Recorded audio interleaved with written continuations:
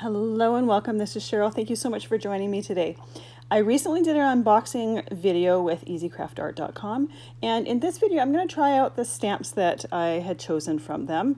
I've never used their stamps before, so I was kind of curious how well they work. I knew when I saw these two particular stamps I wanted to do an ink blended background, so my first step is to choose a bunch of different colors and to ink blend them onto the back of the cardstock. I'm using Hammermill cardstock here today. I like how it blends with the distress ink. This first layer of ink, it's not going to blend very evenly, but I will go back over it a second time. I wanted my colors to be nice and bright. This purple is a little bit more bright than I was intending, but I'm going to tone it down a little bit by putting some of the blue on top of it. I'll have all the colors that I'm using listed down in the description below, but I believe the ones I used was Peeled Paint, Abandoned Coral, Wilted, Violet, Tumbled Glass, and Uncharted Mariner. I'm kind of going by memory there. I put my list somewhere else. So I'm doing this background here. I'm kind of just doing stripes of color all over the background. If you wanted to do an ink blended background, it doesn't necessarily need to be stripes.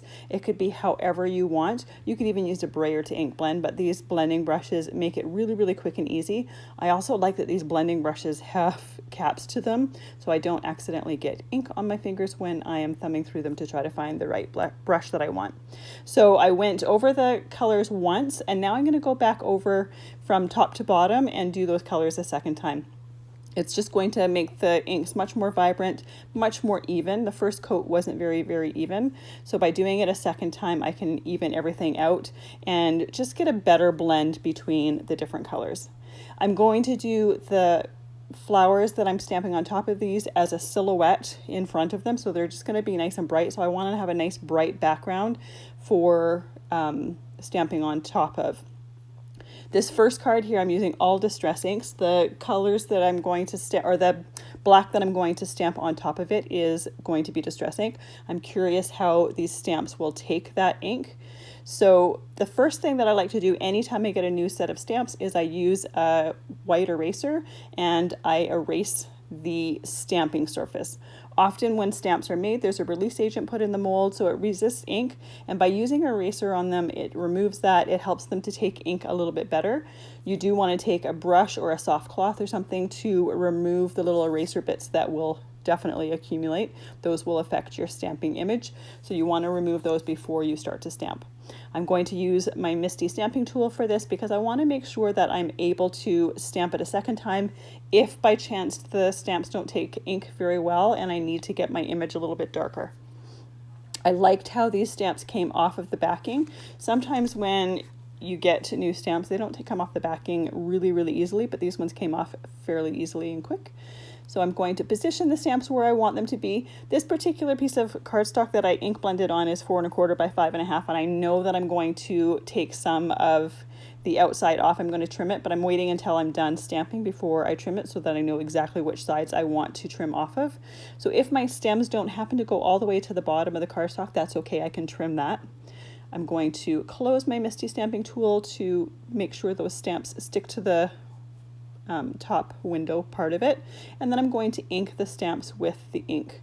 So I'm using black soot to ink here, or to stamp here, and I was impressed at how well the stamps took the color. Sometimes the first time you're stamping with them it beads up, even if you do use that eraser trick on there. Sometimes the ink likes to bead up on there, especially solid stamps.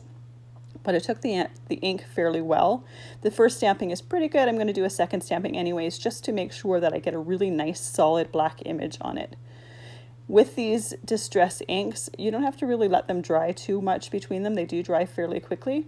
And I'm not doing any embossing or anything, so I'm just stamping, and then I'm going to use that piece for my card and enhance it later on. So that is the first one here. The second one here, I'm going to use the fairy stamps to create a background. First, I'm going to clean my stamps before putting them back, and the ink came off the stamp fairly easily. So for my second stamp set here, I'm going to do the same eraser trick. I'm going to rub all over the stamping surface, and then I'm going to use a brush to remove all those little eraser bits. For this particular one, I'm going to use Archival ink for some of the images, and then I'm going to use Versamark ink for some of them, and I'm going to stamp and emboss. So the first one that I'm going to do is the Archival ink, and I'm going to use it for the mushrooms in the fairy. I want a nice dark image there. I'm going to use my Misti Stamping tool again to make sure that I've got good placement. Again, I'm not sure how these inks are going to react with these stamps, so I want to make sure that I can stamp in the exact same spot if by chance they don't stamp well the first time. But once again, I was pleasantly surprised at how well these stamps took the ink, and it's very easy to see where the ink is on them to know that they are completely inked before stamping. So I'm going to close the window to my tool, and I'm going to stamp those images. I like to press around to make sure I get good contact with the paper and get a nice clean image there. There's actually no need to do a second stamping with the Archival ink.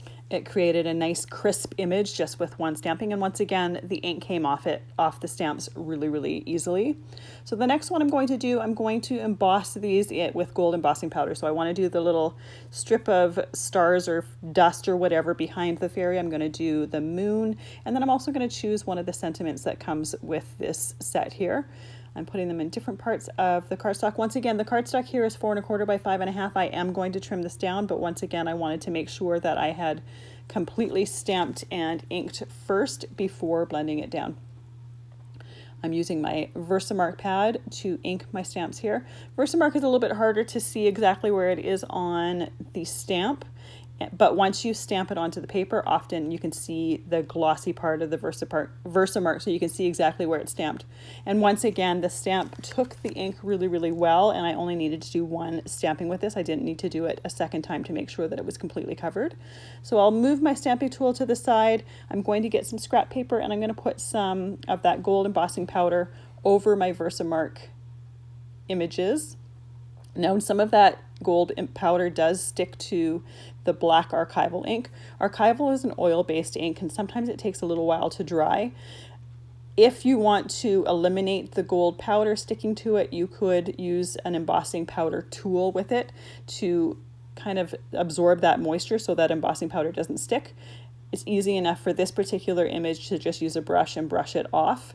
But if you wanted to avoid having to brush it off, you could use an embossing powder tool. I'll take my excess powder, put it back in the container, and then I'm going to use my embossing tool to melt that embossing powder on those images.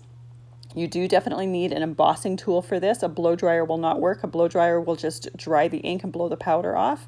An embossing tool is a more concentrated heat that will melt the powder, and it doesn't really blow air.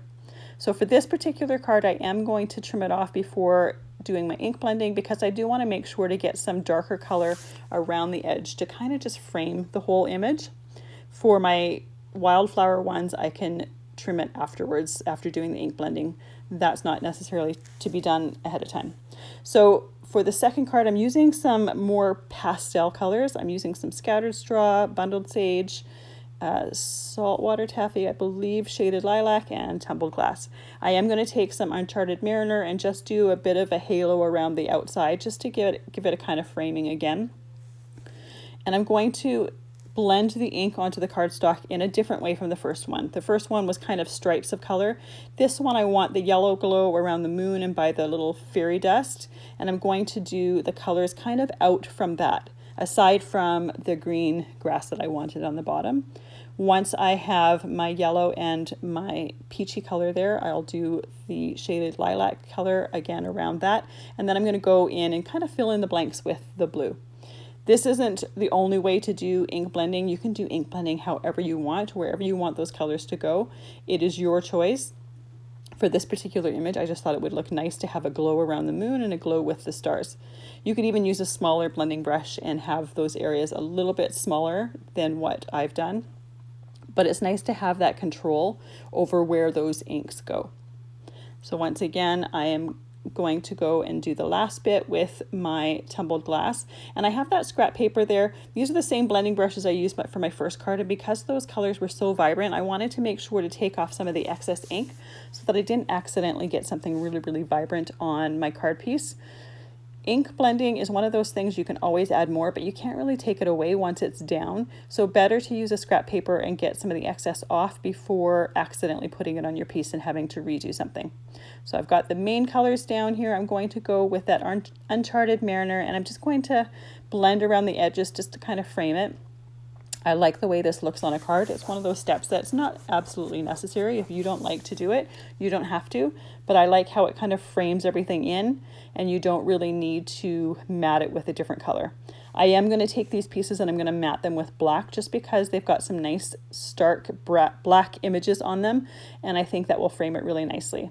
So I trimmed these pieces down to 4 inches by 5 1/4 inches, and then I'm going to cut my black pieces 4 3/8 by 5 3/8. Sorry, 4 1/8 by 5 3/8. So there's 1/8 of an inch difference between the black and the card size and the image in the black mat. I've got my card bases here. I'm going to put the glue onto the back of the black, and then I'm going to put the images down. Now, I am just using Distress Collage Medium. I love using this for cards just because if some of it happens to seep out, it dries completely matte and it dries completely clear. You'll never know the glue was there. And while I'm waiting for glue to dry, I like to put an acrylic block onto the piece so that it can hold it down nice and flat while I have my hands free for doing something else. So the Wildflowers ones here, I just took that Uncharted Mariner and I framed it, putting a little bit of a halo ink blending around it, and now I'm going to put it together. Make sure after you've ink blended on your craft surface, you do clean up your area and wipe it off and dry it off so that you don't accidentally get some of those inks onto the back of your card. I love this Tim Holtz media mat for doing that because it's really nice and easy to clean up. So for the last step for my cards here, I'm taking a clear Stardust gel pen. It's kind of got a bit of a glittery look to it, and I'm just going to color the fairy wings, and then I just dotted between that fairy dust behind there, just to give it a little bit of shimmer. I'm also going to go put a little bit on top of the mushrooms. This is one of those pens where you don't see a whole lot of it to the naked eye, but once you shift it into the light, you'll see a little bit of shimmer. So it's really nice to use with fairy things or water. So that first one is done. I'm going to use it on the second card for the little dandelion tufts or seeds or whatever. Again, it just adds a nice little shimmer in areas. I'm not being super careful. I'm just adding a little bit here and there so that we have a little bit of shimmer, and it just is going to catch the light nicely. Then I'm going to take a gold gel pen. I'm just going to dot in between different places of the flowers, once again to add a little bit of gold highlight. Then I'm using a little bit of Stickles just to add a bit of glitter to some areas of those wildflowers. And then I decided to add Stickles to the fairy wings as well, just to give that a little bit more sparkle to it. You do want to make sure to let the Stickles dry really well before you go and use your card. And that really depends on how thick of a layer you put your Stickles. So once it has dried, here we have the first wildflower card. And then we have our fairy card, and you can see how the Stickles and the clear Stardust pen catch the light really nicely. Thank you so much for joining me. I hope you have a fantastic day.